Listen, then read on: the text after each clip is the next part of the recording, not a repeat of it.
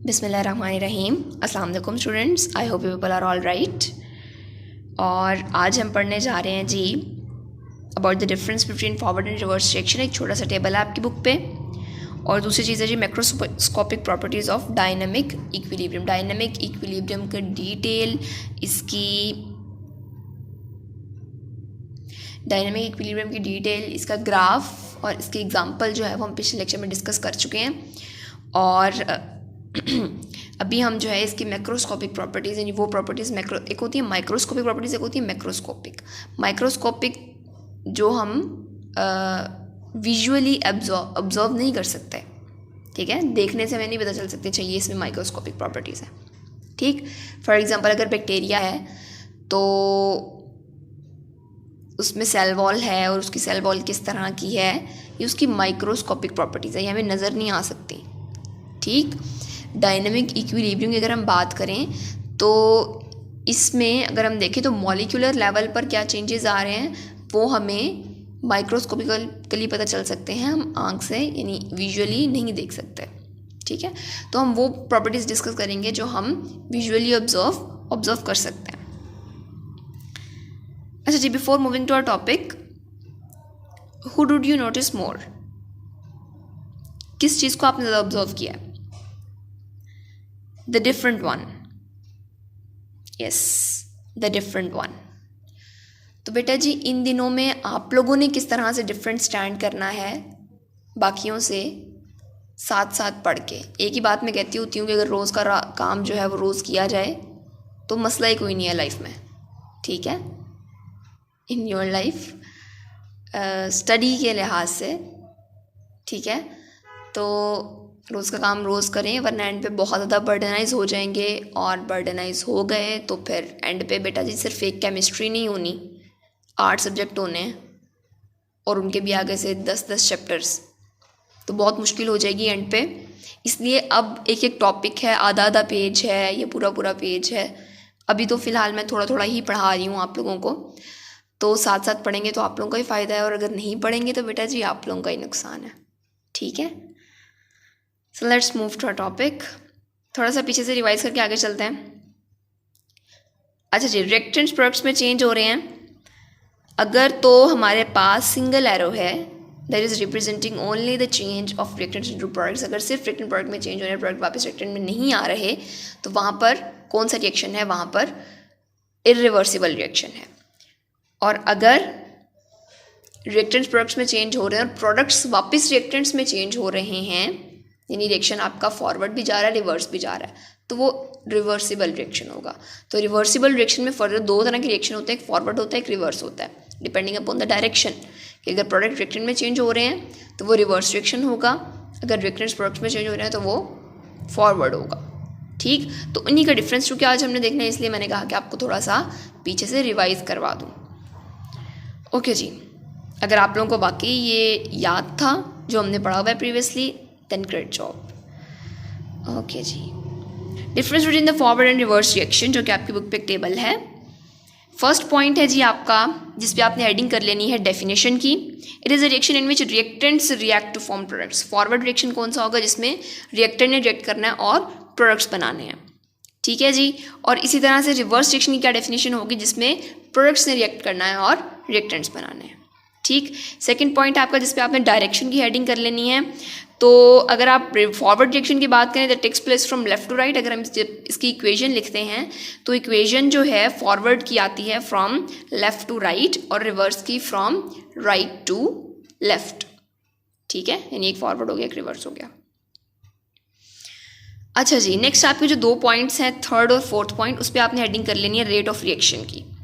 ठीक है जी, तो इनिशियल स्टेज पे the rate of forward reaction is very fast and rate of reverse is negligible. Negligible का मतलब होता है ना होने के बराबर। ठीक है जी, तो ये चीज़ हम डिस्कस कर चुके हैं इन डायनामिक इक्विलिब्रियम के इनिशियली जो है वो जो आपका फॉरवर्ड रिएक्शन है वो फास्ट होता है, रिवर्स रिएक्शन स्लो होता है।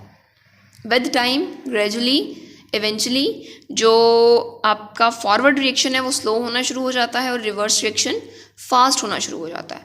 और इन दोनों जो प्रोसीजर्स हो रहे होते हैं, फॉरवर्ड फास्ट, रिवर्स स्लो, और फिर रिवर्स जो फास्ट रिवर्स फास्ट और फॉरवर्ड स्लो, एक पॉइंट ऐसा आता है जब क्या होता है जी, वहाँ पर इक्विलिब्रियम जो है वो अचीव हो जाता है।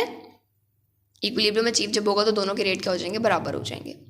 तो पहले क्या है, फॉरवर्ड फास्ट है, रिवर्स स्लो है इन द बिगिनिंग, जबकि ग्रेजुअली जो फॉरवर्ड है वो स्लो होता जाएगा और रिवर्स जो है वो स्पीड अप होता जाएगा। याद रखिएगा ये जो डिफरेंस है फॉरवर्ड और रिवर्स रिएक्शन का बड़ा इंपॉर्टेंट है। और पास्ट पेपर में अगेन रिपीटेड शॉर्ट क्वेश्चन है। सो नेक्स्ट टॉपिक है हमारा जी macroscopic characteristics of dynamic equilibrium. 5 characteristics जिनको हम एक लाइन की कैरेक्टरिस्टिक्स हैं, तो इनको हम जो है वो बारी बारी डिस्कस कर लेते हैं। पहली कैरेक्टरिस्टिक है जी इसकी कि equilibrium is achievable only in closed system. Open system की हमने बात की थी कैल्शियम कार्बोनेट की डिकम्पोजिशन में, अगर आप लोगों को याद हो तो वहाँ पर क्या हुआ था कि जब कैल्शियम कार्बोनेट डिकम्पोज हुई थी तो बीच में से कार्बन डाइऑक्साइड उड़ गई थी। जब कार्बन डाइऑक्साइड उड़ गई थी तो हमारा रिएक्शन ही इरिवर्सिबल हो गया था। और इरिवर्सिबल रिएक्शन में वहाँ पर अगर हम बात करें डायनेमिक इक्विलिब्रियम की तो वो अचीव नहीं हुआ था, ठीक है, क्योंकि डायनेमिक इक्विलिब्रियम किस में अचीव होगा, रिवर्सिबल में। तो अगर हमारे पास क्लोज सिस्टम है फिर ही हमारा जो इक्विलिब्रियम है वो अचीवेबल है, अदरवाइज इक्विलिब्रियम अचीवेबल नहीं है। क्लोज सिस्टम का मतलब क्या है कि ना उसमें कोई सब्सटेंस एंटर होगी, ना उसमें से कोई सब्सटेंस लीव होगी, यानी कोई सब्सटेंस एंटर भी नहीं होगी, कोई सब्सटेंस उसमें से निकलेगी भी नहीं, ठीक है। तो फर्स्ट पॉइंट पे आपने हेडिंग कर लेनी है क्लोज सिस्टम की, कि जो इक्विलिब्रियम है, जो डायनेमिक इक्विलिब्रियम है, that is only achievable in a closed system. Second point है आपका जिसपे आपने हेडिंग करनी है फॉरवर्ड एंड रिवर्स रिएक्शन की।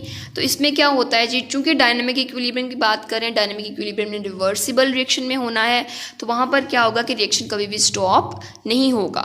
फॉरवर्ड और जो रिवर्स रिएक्शन है that keep on taking place at the same rate, एक ही रेट पे होंगे, एक ही स्पीड में होंगे, लेकिन ऑपोजिट डायरेक्शन में, ठीक है। इस पॉइंट को हम डिटेल में डिस्कस कर चुके हैं पीछे, जो कि सेकंड पॉइंट है मैक्रोस्कोपिक प्रॉपर्टीज़ का। रिएक्शन स्टॉप नहीं होगा और फॉरवर्ड और रिवर्स रिएक्शन सेम रेट पे होंगे। जितने रिएक्टेंट्स प्रोडक्ट्स में चेंज हो रहे हैं उतने प्रोडक्ट्स वापस रिएक्टेंट्स में चेंज होंगे। थर्ड पॉइंट है जी आपका जिसके ऊपर आपने हेडिंग कर लेनी है amount of reactants and products, जो आपको ऊपर अपीयर हो रहा है स्लाइड में, वो आपने हेडिंग कर लेनी है और नीचे आपकी बुक का पॉइंट लिखा हुआ है, ओके। अब अगर हम अमाउंट की बात करें तो आप लोगों को याद हो तो केमिकल इक्विलिब्रियम स्टेट की डेफिनेशन में हमने कहा था कि जो अमाउंट है वो कांस्टेंट हो जाती है। कांस्टेंट का मतलब है चेंज नहीं होती, ठीक है।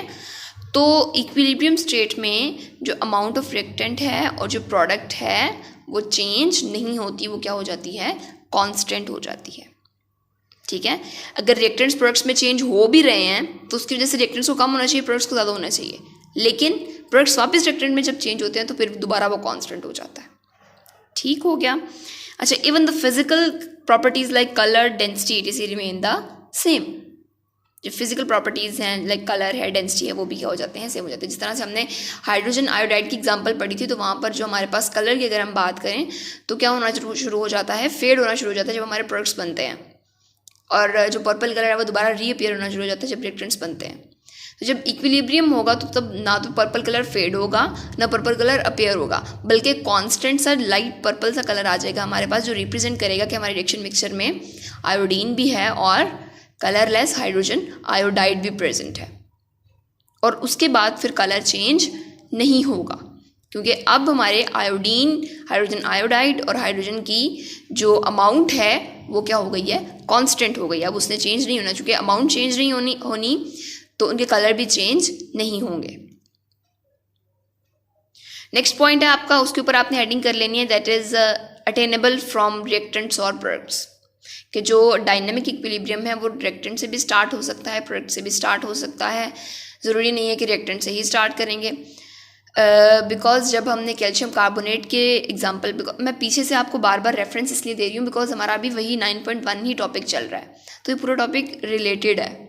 नेक्स्ट टॉपिक जो लॉ ऑफ मैथ सेक्शन है वो हमने नेक्स्ट लेक्चर में स्टार्ट करना है, 9.2, अभी हमारा 9.1 ही चल रहा है। अच्छा जी, attainable from either way, reactant से भी स्टार्ट कर सकते हैं और प्रोडक्ट से भी स्टार्ट कर सकते हैं, स्टार्टिंग फ्रॉम रिएक्टेंट और फ्रॉम प्रोडक्ट्स। ठीक है।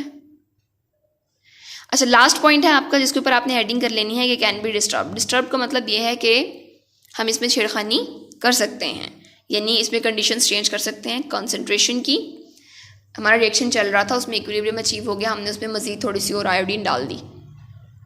ठीक है, हाइड्रोजन आयोडाइड वाला रिएक्शन चल रहा था, हमने मज़ीद आयोडीन डाल दी, यानी हमने उसको क्या कर दिया, उसको डिस्टर्ब कर दिया। तो अब क्या होगा कि अब थोड़े टाइम के बाद उसमें दोबारा से इक्विलिब्रियम अचीव होगा उस आयोडीन की डिस्टर्बेंस के हवाले से। उसके मुताबिक उसमें दोबारा से रिएक्शन होगा और उसके बाद दोबारा से उसमें इक्विलिब्रियम अचीव होगा। तो ऐसा नहीं है कि अगर हम उसमें जो है कोई छेड़खानी कर देंगे, उसको डिस्टर्ब कर देंगे, तो वो दोबारा अचीव ही नहीं होगा। ठीक, जिस तरह से हम चेंजिंग करेंगे, जिस तरह से हम टेम्परेचर को या प्रेशर को या अपने रिएक्टेंट्स या प्रोडक्ट्स की कॉन्सेंट्रेशन को अगर हम चेंज करेंगे, तो उसके लिहाज से क्या होगा कि इक्विलिब्रियम दोबारा अटेन हो जाएगा। So this is about today's lecture. Learn करना है आप लोगों ने फॉरवर्ड और रिवर्स रिएक्शन को और macroscopic properties of dynamic equilibrium को। छोटा सा टॉपिक है आज हमारा जो हमने डिस्कस किया है।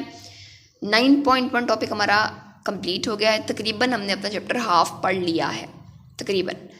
ठीक है, तो साथ साथ पढ़ें अगेन,